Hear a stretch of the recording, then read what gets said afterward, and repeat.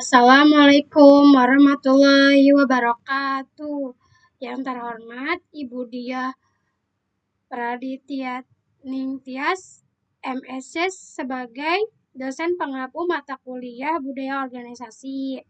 Di sini saya akan mempresentasikan studi kasus tentang kepemimpinan dalam mempertahankan budaya organisasi pada perusahaan Teknova. Sebelum memulai presentasi, izinkan saya memperkenalkan diri saya. Nama saya Sabrina Mandamasela dengan NIM 64232579. Saya akan menjelaskan latar belakang perusahaan Teknova. Teknova sejak awal dikenal sebagai perusahaan yang sangat menghargai inovasi, keterbukaan, dan kerjasama tim. Lingkungan kerja yang ada mendukung karyawan untuk bebas menyampaikan ide, mencoba metode kerja baru, serta berkolaborasi lintas divisi tanpa rasa takut disalahkan. Budaya ini membuat karyawan merasa nyaman, dihormati, dan memiliki hubungan yang dekat satu sama lain sehingga kinerja tim dan suasana kerja menjadi sangat positif. Namun, situasi mulai berubah ketika perusahaan dipimpin oleh pimpinan baru dengan gaya kepemimpinan yang jauh lebih kaku dan sempit.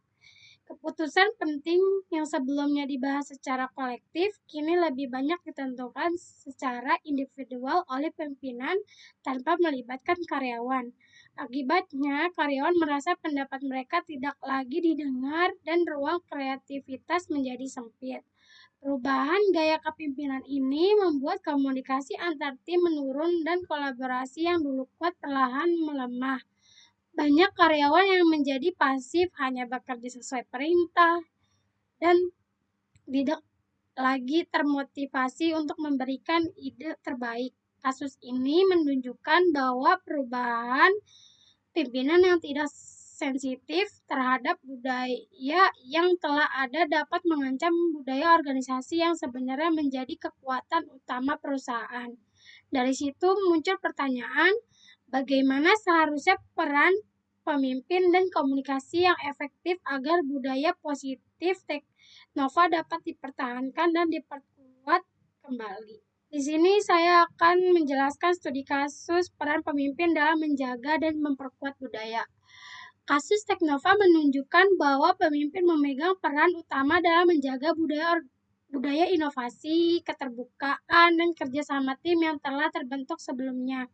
Seorang pemimpin tidak cukup hanya membuat aturan, tetapi harus menjadi teladan dengan menunjukkan perilaku sesuai dengan nilai-nilai tersebut, seperti berani mencoba metode kerja baru, terbuka menerima kritik, serta mengajak tim berpartisipasi.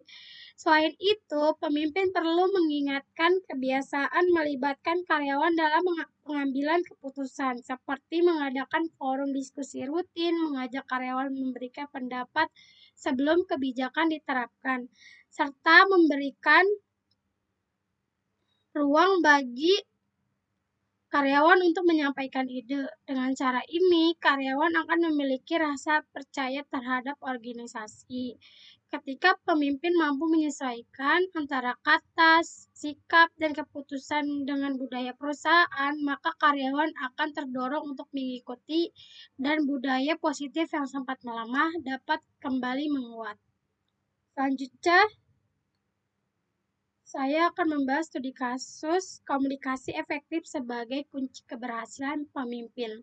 Keberhasilan seorang pemimpin dalam mempertahankan budaya organisasi sangat bergantung pada sejauh mana komunikasi yang dibangun dengan karyawan. Komunikasi yang efektif adalah komunikasi yang jelas, terbuka, dan berlangsung dua arah, bukan hanya perintah satu arah dari atasan ke bawahannya. Di Teknova, pemimpin menjelaskan kembali visi perusahaan, nilai inovasi, keterbukaan, dan kerjasama tim dengan bahasa yang mudah dipahami serta ditemani contoh konkret dalam aktivitas sehari-hari. Selain itu, pemimpin juga wajib menyediakan saluran untuk mendengarkan suara karyawan seperti melalui rapat tim, kotak saran, atau pertemuan langsung, lalu memberikan tanggapan terhadap masukan tersebut secara nyata. Ketika karyawan merasa didengarkan, dihargai, dan menerima informasi yang jelas, maka tingkat kepercayaan terhadap pemimpin akan meningkat. Konflik dapat diminimalkan dan koordinasi antar bagian menjadi lebih lancar. Hal ini pada akhirnya memungkinkan pemimpin mampu membangun kembali budaya positif dan menjaga kinerja organisasi tetap sejalan dengan tujuan perusahaan. Sekian presentasi penjelasan studi kasus untuk mata kuliah budaya organisasi. Kurang lebihnya mohon maaf. Wassalamualaikum warahmatullahi wabarakatuh.